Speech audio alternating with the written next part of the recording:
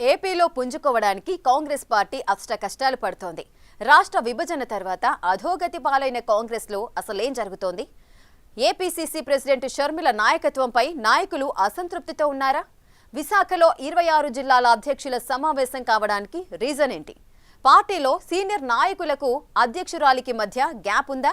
షర్మిలను మార్చాలనే demand నేతలు ఎందుకెత్తుతున్నారు? జిల్లాల నాయకులు షర్మిలపై చేస్తున్న ఫిర్యాదులేంటి?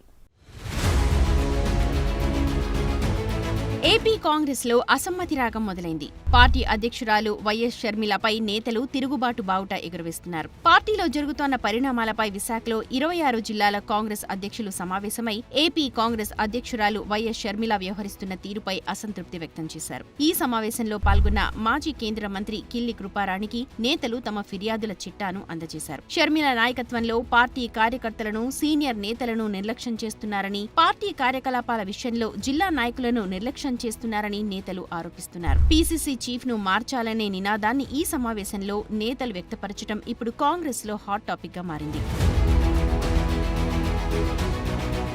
షర్మిల బాధ్యతలు స్వీకరించిన వెంటనే ఏపీలో ఎన్నికల హడావుడి మొదలైంది. పార్టీకి పూర్వ వైభవం తీసుకొచ్చేందుకు తన వంతు కృషి చేస్తానని ఆమె చెప్పుకొచ్చారు. కాంగ్రెస్ పార్టీకి వైఎస్ రాజశేఖర్ రెడ్డితో ఉన్న సంబంధాన్ని వివరిస్తూ వైఎస్ ను బ్రాండ్ గా చేసుకుని ఎన్నికల్లో ప్రచారం చేశారు. పీసీసీ చీఫ్ గా ఉంటూనే తాను కూడా కడప పార్లమెంట్ స్థానం నుంచి పోటీ చేశారు. వైఎస్ వివేకానందరెడ్డి హత్యను ప్రధాన ప్రచారాస్త్రంగా చేసుకుని వివేకా కుమార్తె సునీతను వెంటేసుకుని ఆడబిడ్డకు జరిగిన అన్యాయాన్ని వివరిస్తూ ఎన్నికల్లో ప్రచారం చేసినా చివరికి ఓటమి తప్పలేదు.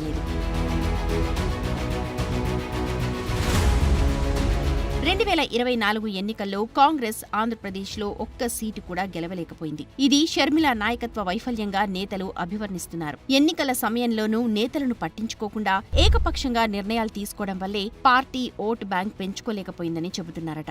ఎన్నికల్లో అభ్యర్థుల ఎంపికలో అవకతవకలు జరిగాయని, నిధుల దుర్వినియోగం జరిగిందని APCC working president Sunkara Padmasri బహిరంగంగానే విమర్శలు చేశారు.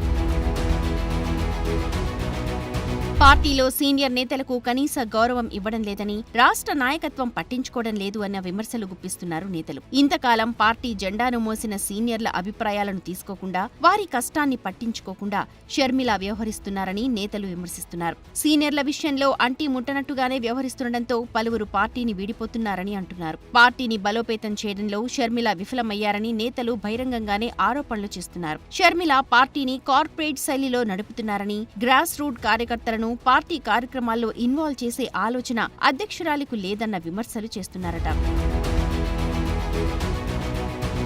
షర్మిల నాయకత్వం కేంద్రీకృతంగా కొనసాగుతోందని నేతలు ఫైర్ అవుతున్నారు. ఆమె తనకు అనుకూలమైన నేతలను మాత్రమే ప్రోత్సహిస్తున్నారని, ఇతర సీనియర్ నేతలను పక్కన పెడుతున్నారని ఆవేదన వ్యక్తం చేస్తున్నారు. షర్మిలను పీసీసీ అధ్యక్ష పదవి స్వీకరించడంపై కొందరు సీనియర్ నేతలు బహిరంగంగానే అసంతృప్తి వ్యక్తం చేస్తున్నారు. మాజీ ఎంపీ హర్షకుమార్ ఆమె నియామకాన్ని బహిరంగంగా వ్యతిరేకించారు. విశాఖ సమావేశంలో పాల్గొన్న మాజీ కేంద్ర మంత్రి కిల్లి కృపారాణి కూడా షర్మిలపై విమర్శలు చేశారు.